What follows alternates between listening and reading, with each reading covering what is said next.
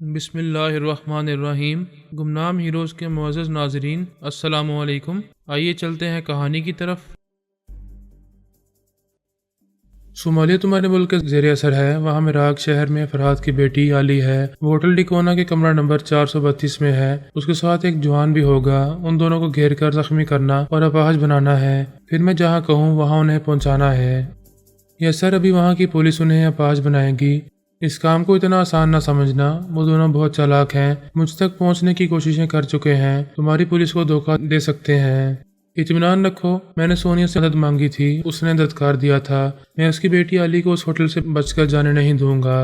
جوجو نے قائل ہو کر کہا، بے شک تم انتقاماً ایسا کر سکو گے۔ میرا دوسرا معاملہ بھی اہم ہے۔ اسی شہر میں رونا نامی ایک حسین عورت رہتی ہے کہ ایک شکاری کو قتل کرنے کے سلسلے میں اسے پریشان کیا جا رہا ہے۔ وہاں کی پولیس اور آرمی والوں کو میری یہ دھمکی پہنچا دو کہ آئندہ رونا کی مرضی کے بغیر جو اس کے قریب آئے گا وہ اپنے پورے خاندان کے ساتھ نیست و نابود ہو جائے گا۔ میں بھی انتظامات کرتا ہوں، آئندہ رونا کے مزاج اور مرضی کے خلاف کوئی اسے بات بھی نہیں کرے گا۔ ٹھیک ہے، میں جا رہا ہوں، تمہارے اندر آ کر دیکھتا رہوں گا کہ کس طرح میرے احکامات کی تعمیل کر رہے ہو۔ وہ اپنی ریوالونگ چیئر پر دماغی طور پر حاضر ہو گیا۔ یہ بات بار بار اسے کھٹک رہی تھی، اسے غصہ دلا رہی تھی کہ علی اور اس کے ساتھی نے کس طرح اس کی ایک کمزوری پکڑ لی ہے۔ اس نے سوچ لیا تھا کہ انہیں اپاہج بنا کر ان کے دماغوں میں جا کر خیالات پڑے گا کہ انہوں نے زرد رنگ کو ڈال بنانے کا طریقہ کہاں سے معلوم کیا ہے۔ اس کی ایک اور بڑی کمزوری عورت تھی۔ وہ جہاں سے آیا تھا وہاں کی عورتوں کی تھوتنی خرگوش کی طرح آگے کو نکلی ہوئی تھی۔ ان میں حسن و شباب کی کوئی ادا کوئی کشش نہیں ہوتی تھی، اور یہاں آ کر ٹی وی کے مختلف چینلز پر ایک سے ایک طرح دار حسینہ کو للچائی ہوئی نظروں سے دیکھتا تھا۔ ان میں سے ہر ایک کو لوٹ لینا چاہتا تھا، اور وہ ایسا کر سکتا تھا، لیکن اس کے سیارے کے اکابرین نے سختی سے تاکید کی تھی کبھی کسی عورت کو اپنی خفیہ پناہگاہ میں نہ لے جانا، کسی عورت کی خاطر کبھی کسی انسانی آبادی میں نہ جانا۔ جب تک انسانوں سے دور پتال میں رہو گے تب تک پوری دنیا کو زیر کرتے رہو گے، زمین کے اوپر آؤ گے تو مارے جاؤ گے۔ اور وہ دیکھ چکا تھا کہ علی اور ایمان سے سامنا ہوتے ہی اس کی شامت آ گئی تھی۔ اگر وہ فرار نہ ہوتا تو مارا جاتا یا ان کی گرفت میں آ جاتا۔ اس کے موجودہ حالات میں علی اور ایمان نے اس کے غیر معمولی مشینی ذرائع کو اور اس کے غرور کو جھنجھوڑ کر رکھ دیا تھا۔ وہ اور محتاط ہو گیا تھا۔ پہلے اس نے سوچا تھا کہ رونا کو کسی بھی طرح رازداری سے اپنی خفیہ پناہ گاہ میں لے آئے گا۔ زمینی عورتیں اس سے بہت للچا رہی تھیں۔ وہ احتیاطاً ایک ہی عورت پر اکتفا کرنا چاہتا تھا، اسے دن رات اپنے ساتھ رکھنا چاہتا تھا، لیکن خطرے کی گھنٹی بجنے لگی تھی۔ وہ گھنٹی اسے سمجھا رہی تھی کہ رونا سے بھی دور ہی کی دوستی رکھے، راتوں کو کسی جنگل ویرانے میں اس کے ساتھ وقت گزار لیا کرے، اور بس اس سے آگے کچھ نہیں۔ اس نے رونا کے اندر آ کر پوچھا، کیسی ہو میری جان؟ اور اٹھنے کے انداز میں بولی، میری جان نہ کہو، تمہاری جان ہوتی تو مجھے یوں دور نہ رکھتے، تم نے وعدہ کیا تھا کہ مجھے اپنی خفیہ پناہ گاہ میں لے جاؤ گے۔ تم نہیں جانتی میرے حالات نامواقف ہیں۔ فرحات کی بیٹی میرے پیچھے پڑ گئی ہے، پتہ نہیں وہ میرے اندر کی باتیں کیسے معلوم کر لیتی ہے۔ اگر تمہیں اپنی پناہ گاہ میں لاؤں گا تو وہ اپنے نامعلوم ذرائع سے ہی معلوم کر لے گی اور ہمارے پیچھے اس پناہ گاہ میں چلی آئے گی۔ میں نے سنا تھا کہ چیونٹی ہاتھی کی سونڈ میں گھس کر اسے بے چین کر دیتی ہے۔ آج ہی آنکھوں سے دیکھ رہی ہوں۔ تمہارے جیسا ناقابل شکست شہزور ایک لڑکی کے ہاتھوں پریشان ہو رہا ہے۔ یہ پریشانی چند گھنٹوں کی ہے۔ میری ٹریسنگ مشین نے بتایا ہے کہ لڑکی کا نام علی ہے، وہ فرحات علی تیمور کی بیٹی ہے اور ابھی مراک کے ہوٹل ڈیکونا کے روم نمبر 432 میں ہے۔ وہ خوش ہو کر بولی، یہ تو کمال ہو گیا، تم نے بڑی جلدی ان کا سراغ لگا لیا۔ وہ بولا، جلد ہی میرے اہلکار اسے اور اس کے ساتھی کو اپاہج بنا کر مجھے ان کے دماغوں میں پہنچانے والے ہیں۔ اس وقت علی رونا کے اندر موجود تھی۔ یہ باتیں سن کر چونک گئی۔ ایمان علی دوسرے کمرے میں تھا۔ وہ خیال خوانی کے ذریعے بولی، ایک لمحہ بھی ضائع کیے بغیر یہ ہوٹل چھوڑ کر کہیں چلے جاؤ، خطرہ ہے، میں بعد میں رابطہ کروں گی، ابھی ضروری معلومات حاصل کر رہی ہوں۔ یہ کہہ کر وہ پھر رونا کے اندر آ گئی۔ اس نے علی کی مرضی کے مطابق جوجو سے پوچھا، وہ دونوں زرد رنگ لباس میں ہوں گے، کیا تمہاری مشین نے زرد رنگ کے پیچھے انہیں ڈھونڈ لیا ہے؟ میں یلو کلر بلائنڈ ہوں، میری مشین اندھی نہیں ہے۔ اس نے فرحات کی بیٹی کا نام پتہ بتایا، مگر اس کا جو نوجوان ساتھی ہے وہ فرحات اور برین ماسٹر کی طرح کوئی نمایاں نام یا مقام نہیں رکھتا، اس لیے میری آڈیو ٹریسنگ مشین میں اس نوجوان کا کوئی ریکارڈ نہیں ہے۔ وہ بیزاری سے بولی، میں خواہ مخواہ تمہارے دشمنوں کی باتیں کر رہی ہوں، تم میری باتیں کرو، آج رات کس ویرانے میں ملو گے؟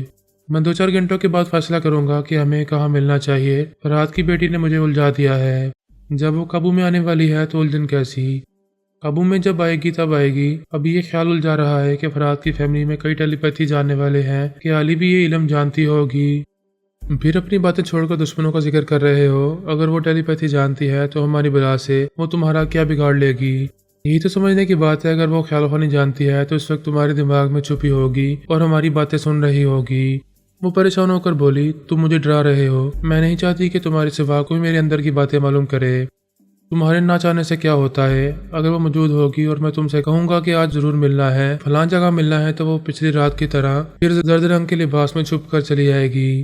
او گاڈ، اب سمجھ میں آ رہا ہے کہ وہ کتنی خطرناک ہے۔ کیا وہ بھی میرے اندر ہے؟ ذرا صبر کرو، میرے اہلکار اسے زخمی کرنے والے ہیں، پھر میں بہت کچھ معلوم کر سکوں گی۔ کیا تم فرات کی فیملی کے کسی فرد کے اندر جا کر معلوم نہیں کر سکتے؟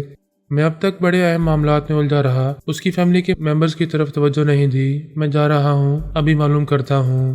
اس نے دماغی طور پر اپنی جگہ حاضر ہو کر آڈیو مشین کو دیکھا، پھر پلکیں جھپکائیں۔ اس کے مخصوص طریقہ کار کے مطابق مانیٹر پر تحریر ابھری، سونیا کی آواز اور لب و لہجہ سنایا جائے۔ تھوڑی دیر بعد سونیا کی آواز سنائی دی، وہ کبھی کسی سے باتیں کر رہی ہوگی۔ اس وقت کی آواز ریکارڈ کی ہوئی تھی۔ جو نے اس کی آواز اور لہجے کو گرفت میں لے کر اس کے اندر پہنچنا چاہا تو سوچ کی لہریں واپس آ گئیں۔ اس کے سمجھ میں آیا کہ سونیا نے آواز اور لہجہ بدل لیا ہے۔ اس نے باری باری پارس، پورس، الپا اور کبریا وغیرہ کی آوازیں سن کر ان کے اندر جانا چاہا، ہر بار ناکامی ہونے لگی۔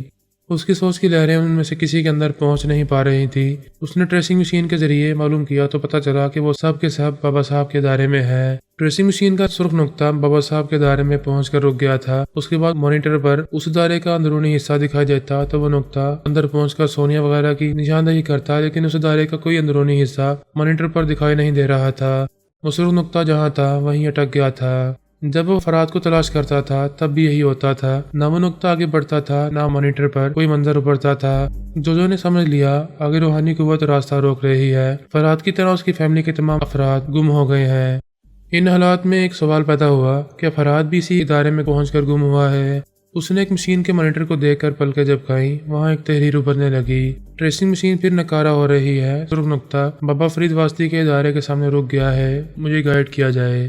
تھوڑی دیر کے بعد جوابی تحریر ابھری، اس زمین پر تمہیں صرف روحانی قوتیں ہی روک سکتی ہیں۔ ٹریسنگ مشین نکارا نہیں ہوئی ہے، اسے فی الحال آف کر دو۔ روحانی قوتوں کو سمجھو، پھر ان کے خلاف کوئی حکمت عملی اختیار کرو۔ اس نے مشین کو آف کیا، گہری سنجیدگی سے سوچنے لگا۔ فرات کسی روحانی قوت کے ذریعے روپوش ہے، اب اس کا پورا خاندان بھی میرے لیے نادیدہ ہو گیا ہے۔ یہ روحانی قوتیں بھی ہیں اور ان کی حکمت عملی بھی، کیونکہ فرات کی بیٹی اپنی حکمت عملی سے میرے سامنے آ کر روپوش ہو جاتی ہے، اس کے ساتھ کوئی روحانی قوت نہیں ہے۔ وہ اٹھ کر ٹہلنے لگا، سوچنے لگا کہ اس کے خاندان کے لوگ کیسی غیر معمولی ذہانت رکھتے ہیں۔ میرے راستے میں عجیب طرح کی رکاوٹیں پیدا کر رہے ہیں، عقل کام نہیں کر رہی ہے، آئندہ مجھے پھونک پھونک کر قدم رکھنا ہوگا۔ وہ ٹہل رہا تھا اور سوچ رہا تھا کہ یہ زمین اتنی خوبصورت ہے کہ دوسرے سیاروں کے اکابرین یہاں قدم جما کر اس دنیا کو اپنے نام کر لینا چاہتے ہیں۔ ہمیں یہاں کا اناج، پھل اور میوے کھانے کے بعد معلوم ہوا کہ ذائقہ کیا ہوتا ہے۔ ہم چند عورتوں کو اغوا کر کے سیارے میں لے گئے تھے، ان کے ذریعے مزید خوبصورت عورتیں اور خوبصورت نسل پیدا کرنا چاہتے تھے، لیکن زمین سے لے جائی جانے والی عورتیں وہاں کی آب و ہوا میں جی نہ سکیں، ایک ایک کر کے مر گئیں۔ وہ سوچ رہا تھا، میں نے یہاں آ کر چھپ چھپا کر رونا کو حاصل کیا ہے، اب یہ بھی میرے ہاتھوں سے نکلتی دکھائی دے رہی ہے۔ میں اسے ملنے کھلی فضاؤں میں جاؤں گا تو علی اپنے ساتھی کے ساتھ پھر وہاں پہنچ سکتی ہے، میں کوئی خطرہ مول لینا نہیں چاہوں گا۔ واقعی عورت اس کی کمزوری تھی، اس کے بغیر وہ نہیں رہ سکتا تھا، یہ اس کی مجبوری تھی، وہ کسی انسانی آبادی میں نہیں جا سکتا تھا۔ اس عجوبے کو دیکھتے ہی سبھی اس کے پیچھے پڑ جاتے۔ اس نے اپنے جتنے دشمن اب تک پیدا کیے تھے وہ سب اسی طاق میں تھے کہ وہ کہیں نظر آ جائے تو اس طرح اسے دبوچ لیا جائے کہ نہ تو وہ زمین کے اوپر آ سکے، نہ اندر جا سکے اور نہ ہی اپنے سیارے میں پہنچ سکے۔ وہ کوئی غلطی کر کے اپنے سیارے کے اکابرین کو مایوس نہیں کرنا چاہتا تھا۔ اس کے اکابرین یہ فیصلہ کر چکے تھے کہ زمین پر حکومت کریں گے، یہاں کی عورتوں کے ساتھ ازدواجی زندگی گزارتے ہوئے آئندہ خوبصورت نسل پیدا کرتے رہیں گے۔ سیارے کے سائنسدانوں نے اپنے اکابرین کو بتایا تھا کہ ایٹمی ٹیکنالوجی کے لیے زمین سے وافر مقدار میں یورینیم حاصل کی جا سکتی ہے۔ زمین چونکہ سورج سے قریب ہے، لہذا شمسی شعاعوں کے ذریعے سائنس کے شعبے میں نئے تجربات کیے جا سکتے ہیں۔ اس کے اکابرین نے کہا تھا کہ زمین پر قبضہ جمانے اور وہاں حکومت کرنے کے لیے جنگ لڑنا اور ایٹمی ہتھیار استعمال کرنا ضروری نہیں ہے۔ جو کرانتے ہماری اور اپنی حکمت عملی سے زمین پر رہنے والی تمام بڑی طاقتوں کو اپنے زیر اثر لا سکتا ہے، اور یہ کہا گیا تھا کہ زمین پر سب سے بڑی طاقت روحانیت کی ہے۔ اسے زیر کر لیا جائے تو کسی بھی خون خرابے کے بغیر پوری دنیا میں ان کی حکومت قائم ہو جائے گی۔ عورتوں، اناج اور ایٹمی توانائیوں کے وسائل پر قبضہ جمانے کے لیے جو کرانتے کو تمام سائنسی ساز و سامان کے ساتھ زمین پر اتارا گیا تھا، اس کے لیے یہ طریقہ کار طے کیا گیا تھا کہ وہ پہلے اس دنیا میں سپر پاورز اور ناقابل شکست کہلانے والوں کو زیر کرے گا، انہیں اپنا محکوم اور غلام بنائے گا۔ اس دوران میں کوئی روحانی طاقت آڑے آئے گی تو پھر اس سے نمٹا جائے گا۔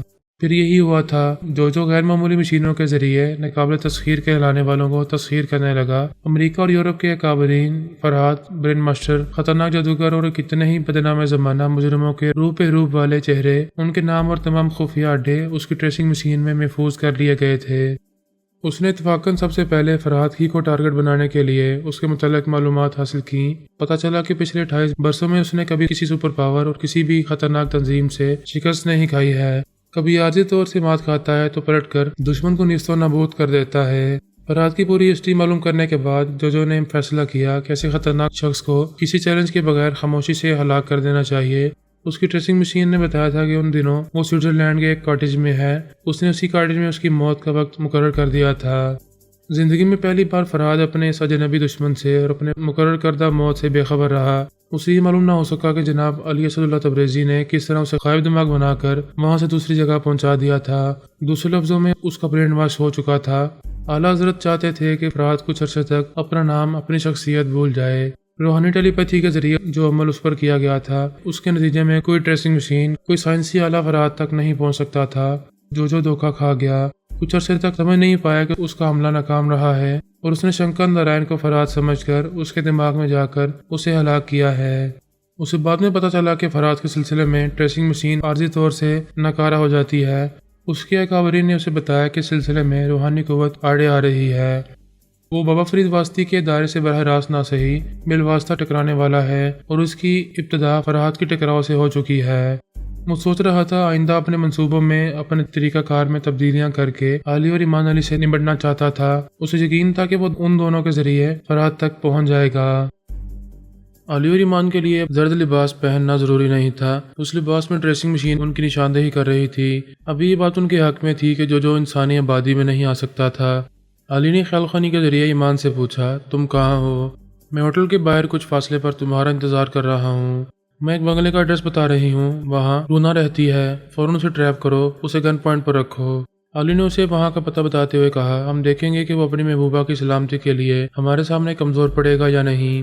وہ ایک ٹیکسی میں بیٹھ کر ادھر جاتے ہوئے بولا، کیا تم اب تک اسی ہوٹل میں ہو؟ نہیں، ہوٹل سے بہت دور ہوں، مگر وہ کمبخت ٹریسنگ مشین کے سامنے بیٹھا معلوم کر رہا ہوگا کہ میں چھپنے کے لیے کہاں کہاں جا رہی ہوں۔ رونا کو قابو میں کر کے اسے ٹریسنگ مشین کے سامنے سے ہٹایا جا سکے گا۔ ایمان سے رخصت ہو کر وہ ہوٹل کی ایک کاؤنٹر گرل کے پاس پہنچ گئی۔ وہاں آرمی کا ایک افسر کی بورڈ کو دیکھتے ہوئے کاؤنٹر گرل سے پوچھ رہا تھا، یہاں روم نمبر 432 کی چابی لٹکی ہوئی ہے، کیا وہ اپنے کمرے میں نہیں ہے؟ لڑکی نے کہا، نہیں، وہ ابھی ہوٹل چھوڑ کر گئی ہے۔ جو آرمی کے 2 اعلیٰ افسران کے اندر پہنچا ہوا تھا، علی بھی اس کاؤنٹر گرل کے ذریعے ان کی باتیں سن کر ان کے دماغوں میں پہنچ گئی تھی۔ اس وقت جو ایک افسر سے کہہ رہا تھا، اس ہوٹل کے پیچھے کچھ فاصلے پر نیشنل میوزیم ہے، علی وہاں موجود ہے، فوراً ادھر جاؤ۔ علی نے اس افسر کو دوسرے سے بات کرنے پر مائل کیا۔ اس نے چند منٹوں میں 3 افسروں اور کئی سپاہیوں کی آوازیں سن لی اور ان کے دماغوں میں جگہ بنا لی۔ وہ سب ہوٹل سے باہر آ کر اپنی گاڑیوں میں بیٹھنا چاہتے تھے۔ ایسے وقت 2 سپاہیوں نے 3 گاڑیوں کے پہیوں پر فائرنگ کی۔ ان کے پہیے دھماکے کرتے ہوئے بیکار ہو گئے۔ ایک افسر نے غصے سے پوچھا، یہ کیا حماقت ہے؟ دوسرے افسر نے کہا، اگر یہ ایسی حماقت نہ کرتے تو میں کرتا، دیکھو اس طرح۔ یہ کہتے ہی اس نے ریوالور نکال کر اس افسر کی ٹانگ پر گولی ماری۔ دوسرے سپاہی نے چیخ کر کہا، فرحات علی تیمور کی بیٹی حکم دیتی ہے کوئی اس کے پیچھے نہ آئے۔ وہ اجنبی جو ہمارے اندر آ کر بولتا ہے، وہ ہم سب کو موت کے منہ میں دھکیلنا چاہتا ہے۔ جو خیال خانی کے ذریعے وہاں موجود تھا، اس سپاہی کی باتیں سن کر چونک گیا۔ یہ معلوم ہو گیا کہ علی ٹیلی پیتھی جانتی ہے۔ اس نے غصے سے اس سپاہی کے دماغ میں زلزلہ پیدا کیا۔ وہ بیچارہ چیخیں مارتا ہوا زمین پر گر کر تکلیف کی شدت سے تڑپنے لگا۔ جو نے ایک افسر کی زبان سے کہا، جو اس لڑکی کے پیچھے جانے اور اسے گولی مارنے سے انکار کرے گا، وہ اسی طرح تڑپ تڑپ کر مرے گا۔ علی اسی وقت ایک سپاہی کے اندر جا کر فائرنگ کرنے لگی۔ وہ بڑی پھرتی سے ایک کے بعد دوسرے، تیسرے اور پھر چوتھے کے اندر جا رہی تھی۔ وہ سب اپنے افسران پر اور گاڑیوں پر فائرنگ کر رہے تھے۔ اس طرح وہ افسران مارے گئے جن کے اندر جو نے جگہ بنائی تھی۔ جب فائرنگ تھم گئی تو گہری خاموشی چھا گئی۔ جو لوگ جان بچا کر دور بھاگتے چلے گئے تھے، ان سب پر جیسے سکتہ طاری ہو گیا تھا۔ اب وہاں ایسا کوئی نہیں رہا تھا جس کے ذریعے جو نئی اعلی بنا تھا۔ وہ فوراً ایک کاؤنٹر گرل کے اندر آ کر اسے دوڑاتا ہوا وہاں لے آیا۔ وہ اس کے ذریعے علی سے بات کرنا اور اسے چیلنج کرنا چاہتا تھا۔ اس وقت علی نے فوراً ہی ایمان کے پاس پہنچ کر کہا، کیا تم وہاں پہنچ گئے ہو؟ ہاں، رونا میرے گن پوائنٹ پر ہے۔ علی اپنے ایک اداکار سپاہی کے اندر آ گئی جو اس کاؤنٹر گرل کے ذریعے کہہ رہا تھا، علی خواہ مخواہ بے گناہوں کا خون بہا رہی ہے، تم اس شہر سے باہر نہیں جا سکو گی، مجھ سے سمجھوتا کرو گی تو تمہیں نئی زندگی ملے گی۔ وہ بولی، زندگی دینے والا اور لینے والا صرف خدا ہے، کیا تم اپنی رونا کی سلامتی نہیں چاہو گے؟ وہ ایک دم سے چونک گیا، فوراً ہی خیال خوانی کی چھلانگ لگا کر اپنی محبوبہ کے پاس پہنچا۔ وہ سہمی ہوئی تھی، اس نے کہا، میری جان گھبراؤ نہیں، میں آ گیا ہوں، تمہیں کچھ نہیں ہوگا۔ وہ رونے کے انداز میں بولی، اس نوجوان کے ریوالور کو میرے سامنے سے ہٹاؤ، گولی چل جائے گی، میں مر جاؤں گی۔ تمہیں کچھ نہیں ہوگا، تم اس سے بات کرو، اس کا نام اور پتہ ٹھکانہ معلوم کرو، میں اپنی ٹریسنگ مشین کے ذریعے چند گھنٹوں میں اس کی پوری ہسٹری معلوم کروں گا، پھر یہ بھی میری ٹریسنگ مشین کی فائلوں میں آ جائے گا، علی کی طرح یہ بھی مجھ سے بھاگتا پھرے گا۔ علی نے ایمان کے پاس آ کر کہا، جب تک تمہارا نام اور پتہ جو کو معلوم نہیں ہوگا وہ کبھی تمہارے سائے تک بھی نہیں پہنچ سکے گا۔ اسی وقت رونا نے ایمان سے کہا، تم خواہ مخواہ مجھ سے کیوں دشمنی کر رہے ہو؟ تمہارا نام کیا ہے؟ ایمان علی نے طنزیہ انداز میں مسکراتے ہوئے کہا، تم نام کے بعد میری رہائش کا بھی پوچھو گی، جو کی مشکل آسان کرو گی۔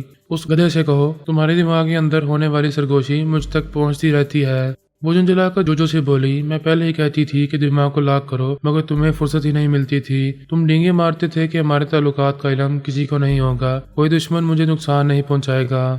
اب یہ میرے ساتھ کیا ہو رہا ہے؟ جو نے علی سے پوچھا، کیا تم ابھی رونا کے اندر موجود ہو؟ ہاں، مگر مجھ سے کچھ کہنا چاہتے ہو تو رونا کی زبان سے بولو تاکہ میرا ساتھی بھی تمہاری باتیں سن سکے۔ اس نے اپنی محبوبہ کی زبان سے کہا، ذرا عقل سے سوچو، میرے سامنے ایک عورت کی کوئی اہمیت نہیں ہے، تم اسے مار ڈالو گی تو مجھے دوسری مل جائے گی۔ علی نے کہا، میں رونا کے چور خیالات پڑھ کر تمہارے بارے میں بہت کچھ معلوم کر چکی ہوں۔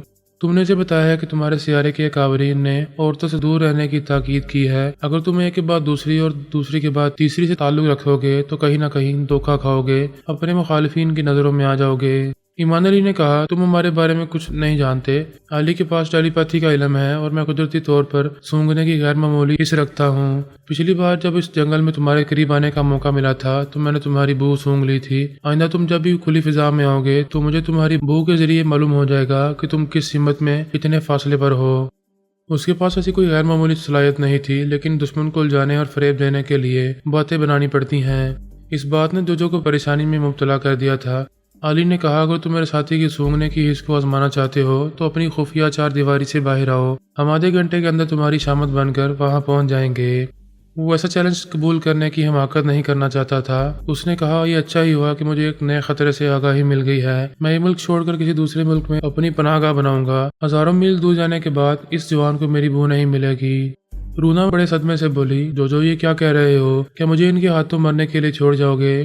نہیں، اس دنیا میں آنے کے بعد مجھے خوش کرنے والی، مجھے دیوانہ بنانے والی پہلی عورت تم ہو، تم مجھے مقناطیس کی طرح اپنی طرف کھینچتی ہو، تمہیں چھوڑ کر میں دوسری عورتوں کے چکر میں کوئی خطرہ مول لینا نہیں چاہوں گا، تم خاموش رہو، مجھے ان سے باتیں کرنے دو۔ پھر اس نے علی سے کہا، اگر میں تمہارا پیچھا چھوڑ دوں، تمہیں آزادی سے کہیں بھی جانے دوں تو کیا تم دونوں اس کا پیچھا چھوڑ دو گے؟ علی نے کہا، تم میرا پیچھا چھوڑ کر میرے اوپر احسان نہ کرو، میں دشمنوں کا احسان نہیں اٹھاتی، ہم تمہاری عورت کو اپنے ساتھ پیرس لے جائیں گے، وہاں بابا صاحب کے دروازے پر پہنچ کر اسے تمہارے لیے آزاد کر دیں گے، اگر اس دوران میں ہمیں نقصان پہنچانا چاہو گے تو ہم اسے تڑپا تڑپا کر مار ڈالیں گے۔ وہ جھنجھلا کر بولا، اسے تڑپانے اور مارنے کی بات نہ کرو، مجھے غصہ آ جاتا ہے، میں اپنی عورت کی خاطر اس دنیا کی ایک لڑکی سے سمجھوتا کر رہا ہوں، ٹھیک ہے، اسے بابا صاحب کے دروازے تک لے جاؤ، میں اس کے اندر رہ کر اس کی حفاظت کرتا رہوں گا۔ ایمان نے کہا، اس دوران نہ تم اس کے دماغ کو لاک کرنے کی کوشش کرو گے اور نہ ہم کریں گے، کوئی بھی کسی کو دھوکہ نہیں دے گا۔ جو کرانتے نے اس کی بات مان لی، اس نے چند لمحوں میں فیصلہ کر لیا تھا کہ ان سے سمجھوتا کرنے میں اس کا فائدہ ہے۔ جوان وہاں سے ہزاروں میل دور پیرس جائے گا تو وہ راتوں کو پتال سے نکل کر کھلی فضا میں صبح تک آزادی سے تفریح کر سکے گا اور جلد ہی کسی دوسرے ملک میں اپنی خفیہ پناہ گاہ بنا سکے گا۔ میرا یعنی سونیا کا ریکارڈ اس کی ٹریسنگ مشین میں تھا، وہیں اس نے میری ہسٹری پڑھی تھی۔ جب ایمان نے اس سے جھوٹ کہا کہ وہ سونگنے کی غیر معمولی حس رکھتا ہے، تب اسے یاد آیا تھا کہ یہ غیر معمولی صلاحیت سونیا میں ہے، لہٰذا اس نوجوان میں بھی ہوگی۔ فرات کی فیملی سے تعلق رکھنے والے سب یہ عجیب و غریب صلاحیتوں کے مالک ہیں، چونکا دینے والے انداز میں اپنے مخالفین کی جڑوں تک پہنچ جاتے ہیں۔ جیسا کہ وہ دونوں اچانک کی جنگل میں اس کے مقابلے پر آ گئے تھے اور اس کے یلو کلر بلائنڈ ہونے کی کمزوری سے پورا فائدہ اٹھانے والے تھے۔ ان تمام حقائق کے پیش نظر جو نے اس دنیا کی پہلی لڑکی سے سمجھوتا کرنے میں ہی اپنی بہتری سمجھی، اس کے سازشی ذہن میں منصوبے پک رہے تھے کہ آئندہ اسے کیا کرنا ہے۔ برین ماسٹر نے ایسے وقت مونیکا کے دماغ کو لاک کیا تھا، اس کا برین واش کیا تھا جب کسی بھی مخالف ٹیلی پیتھی جاننے والے کی مداخلت کا اندیشہ نہیں رہا تھا۔ اس کا سب سے زبردست مخالف بے باک مومن تھا، وہ بھی ایسے وقت برین ماسٹر کے منصوبے سے بے خبر تھا اور اینا کے ساتھ سیر و تفریح میں وقت گزار رہا تھا۔ بہرحال وہ اپنی بیوی کی آواز، لب و لہجہ اور شخصیت بدل چکا تھا۔ وہ خود ایک بزنس مین رابنسن کی حیثیت سے ایک نئی سماجی زندگی گزارنے لگا تھا۔ جوجو نے کہا تھا کہ اس کی نئی شخصیت نئی روپ پر کوئی شبہ نہیں کرے گا اور وہ اسے تحفظ دیتا رہے گا۔ وہ اپنے بیٹے جارج اور مونیکا کی خاطر جوجو کے زیر اثر آ گیا تھا۔ اس کی بیوی مونیکا اب مسز مارتھا رابنسن کہلاتی تھی۔ جارج موجودہ زندگی میں بگی بوائے کہلا رہا تھا۔ اس نے مونیکا کی یادداشت سے اینا کو مٹا دیا تھا۔ وہ بیٹی کو بھول کر بیٹے کے ساتھ رہنے لگی تھی۔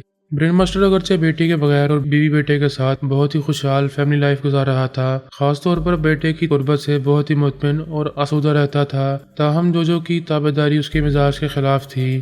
وہ اپنی تمام تر ذہانت کو استعمال کر کے اس سے نجات حاصل کرنا چاہتا تھا، مگر غلامی سے آزادی کی طرف لانے والی کوئی راہ سجائی نہیں دیتی تھی۔ اسے یہ خوف تھا کہ وہ جوجو کے خلاف ایک قدم بھی اٹھائے گا تو اس کا اکلوتا بیٹا اور بیوی دونوں ہی موت کے گھاٹ اتار دیے جائیں گے۔ لیکن ایک بات کا اطمینان تھا کہ جوجو نے تنویمی عمل کے ذریعے اسے اپنا معمول اور تابعدار نہیں بنایا تھا۔ وہ اس کے دماغ میں جبرن نہیں آتا تھا، اس کے چور خیالات نہیں پڑتا تھا، وہ کسی پر تنویمی عمل کرنے کا عادی نہیں تھا۔ اس نے تمام اکابرین کرونا اور ٹونی جے کو بھی آزاد چھوڑ دیا تھا۔ اسے خود پر اعتماد تھا کہ جب چاہے گا ٹیلی پیتھی کے ہتھیار کے بغیر کسی کو بھی اپنے زیر اثر لے آئے گا۔ وہ ایسے طریقہ کار کے مطابق کتنی ہی بڑی طاقتوں کو جی حضوری پر مجبور کر رہا تھا۔